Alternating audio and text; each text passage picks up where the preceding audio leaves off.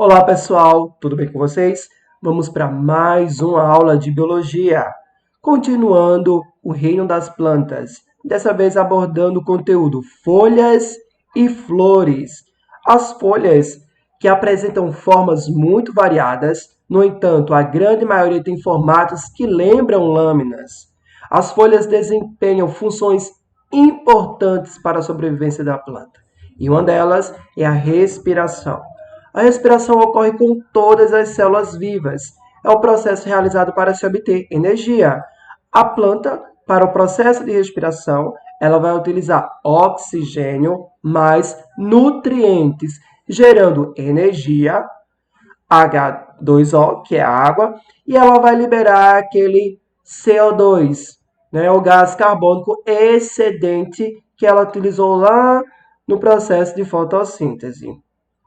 A fotossíntese é um processo pelo qual a planta produz o alimento que necessita com o auxílio da luz solar.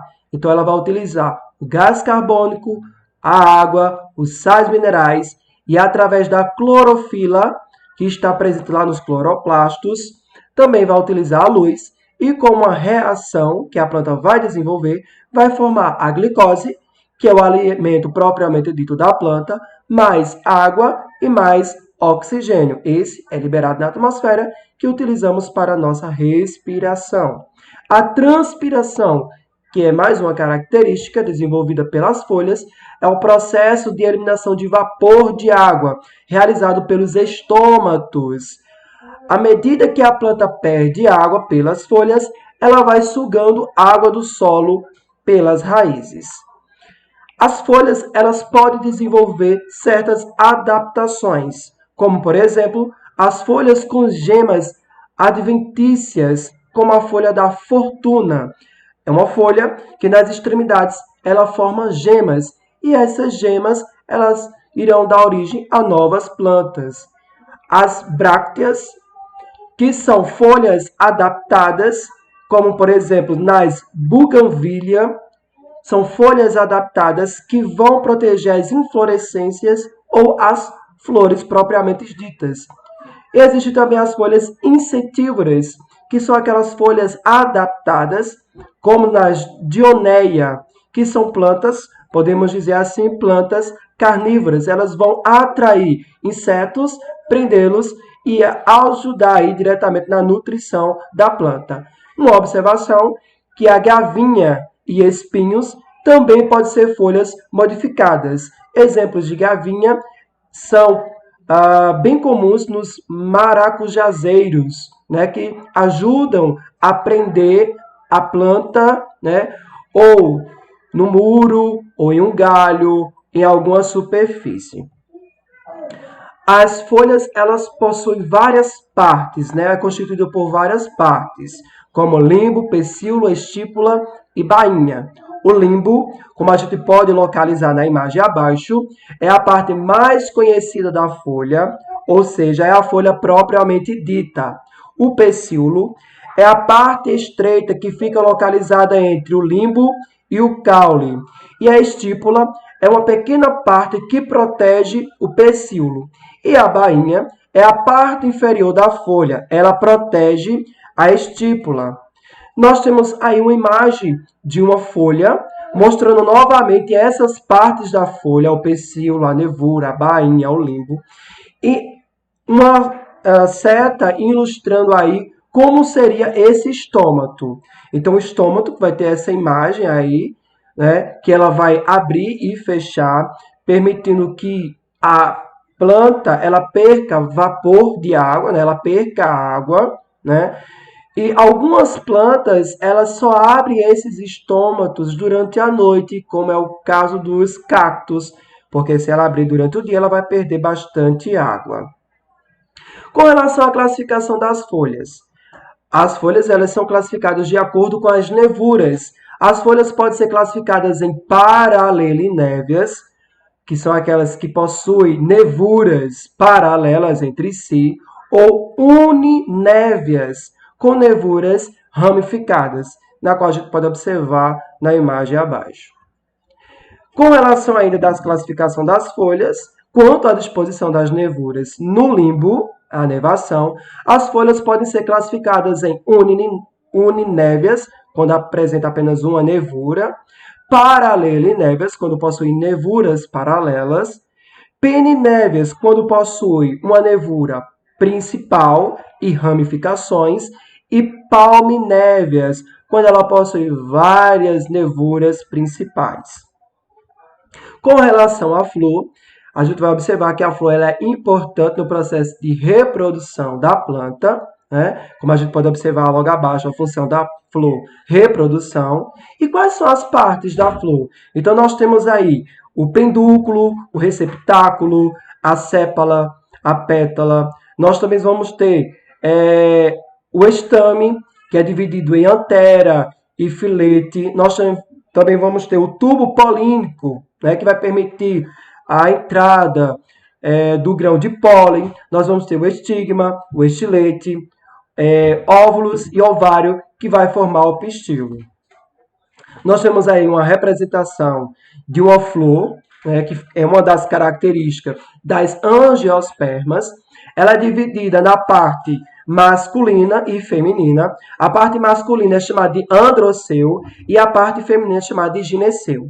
O androceu é constituído pelos estames, que esse é formado por filete e antera. E o gineceu, que é o órgão feminino, é formado pelo estigma, estilete e o ovário. Mais uma vez, nós temos aí flores hermafroditas, ou seja, ela é constituída tanto pela parte masculina quanto pela parte feminina. E por ser uma flor hermafrodita, ela pode sim se autofecundar. Então vamos observar algumas características. A antera é uma bolsa onde são produzidos os grãos de pólen. O pólen é um pó amarelo encontrado nos estames. Nós temos aí o filete, que é a haste que sustenta a antera. Nós temos também o conectivo, que é a região que une o filete e a antera. Nós temos o ovário, é uma dilatação na base do carpelo, onde são produzidos os óvulos. Nós temos o estilete, que é um tubo que liga o ovário ao estigma. Esse permite a entrada, né, do pólen. Nós temos também o estigma, que é a extremidade superior do carpelo, geralmente é achatado, que produz um líquido pegajoso, que contribui para a fixação do grão de pólen. E falando em grão de pólen, não poderíamos deixar de falar sobre a polinização e da fecundação. A polinização, que é o transporte do grão de pólen até o estigma de uma flor, isso se dá por agentes polinizadores, como insetos, aves, mamíferos, mas também um polinizador bastante comum é o vento, né? No caso, um dos agentes polinizadores mais famosos e que traz um grande benefício à natureza são as abelhas. Então, o que é que acontece? Essa abelha ou esse inseto é atraído por essa flor, por liberar um aroma e um líquido, né, que vai servir também de alimento para alguns insetos. É atraído no momento que ele tem contato com a planta ou com a flor. Esse pólen vai ficar grudado no inseto ou no mamífero. E esse grão de pólen é transmitido para outras flores, causando aí o processo de polinização e fecundação. Simplificando esse processo de polinização, nós temos a flor, no caso aí uma flor hermafrodita, né, que vai produzir o pólen e ela pode se autofecundar. Essa autofecundação se dá também pelo vento, ou também pode ter a intervenção de agentes polinizadores, como insetos, como a gente já falou. O pólen cai nesse tubo polínico, ocorre essa fecundação, ocorre a formação dos frutos e sementes, dando continuidade ao ciclo da planta, né? A semente vai germinar, dando origem a uma nova planta. Mais uma vez, sobre essa questão da fecundação, que é a união da célula reprodutora masculina, chamada de anterozoide, com a célula reprodutora feminina, ósfera. Quem ainda está em dúvida com relação a esse tipo de fecundação, reprodução das plantas, eu falei isso nas no vídeo das angiospermas. Então, te convido a voltar nesse vídeo para se aprofundar ainda mais. Então, nós temos lá a flor, o agente polinizador, que vai transportar esse pólen para outras plantas, ou até mesmo para a mesma planta, se ela for hermafrodita. Vai ocorrer a formação do tubo polínico e fecundação, né?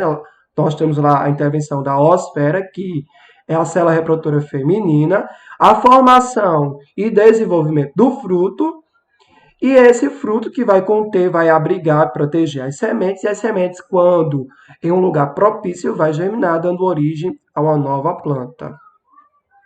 E uma característica das angiospermas, elas podem ser classificadas em monocotiledônia ou dicotiledônia. E a gente sabe que monocotiledônia é quando apresenta apenas um cotilédone. Dicotiledônia é quando apresenta dois cotilédones. E o que são cotilédones? São folhas adaptadas que ajudam no processo de nutrição da planta.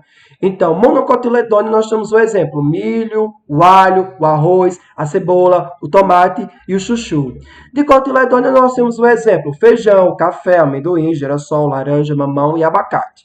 Observação: cotilédones são as folhas que se formam na fase embrionária e têm como função principal nutrir a planta.